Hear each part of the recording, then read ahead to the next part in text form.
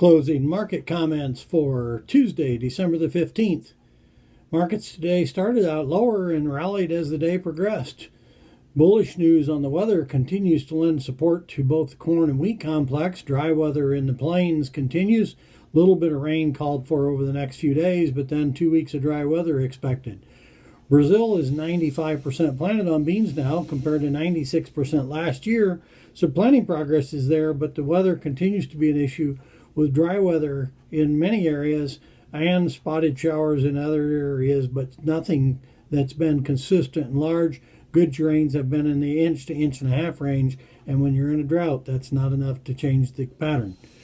Abiov, the Brazilian company, announced today that the bean crop in their projection would be 127.0 million metric tons. That's up slightly from last time, 126.4. But Dr. Credanier came out with his numbers last night. He had Brazil's bean crop at 130 compared to the USDA last week at 133. He also had the corn crop in Brazil at 102 compared to the USDA at 110. That's down 2 million from the previous week. Argentina's bean crop was put down 1 million metric ton at 48, below the USDA number of 50, and the corn crop at 47, down 1 million metric ton, below the USDA at 49.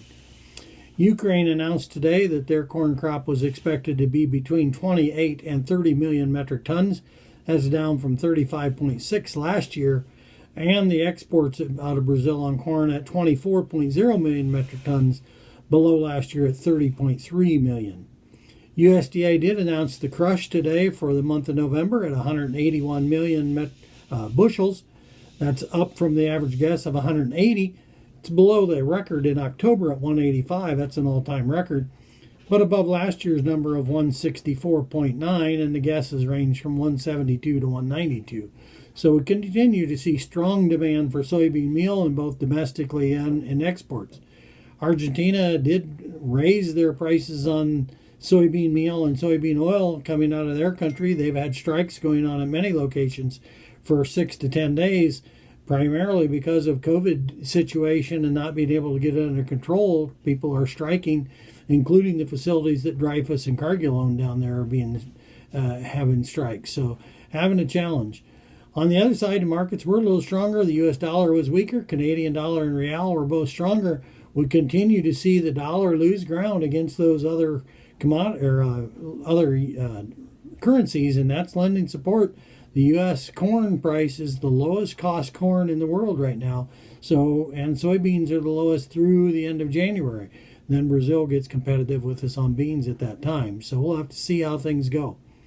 USDA will be out with their next WASDE report on January 12th. As you know, last week we saw very few changes.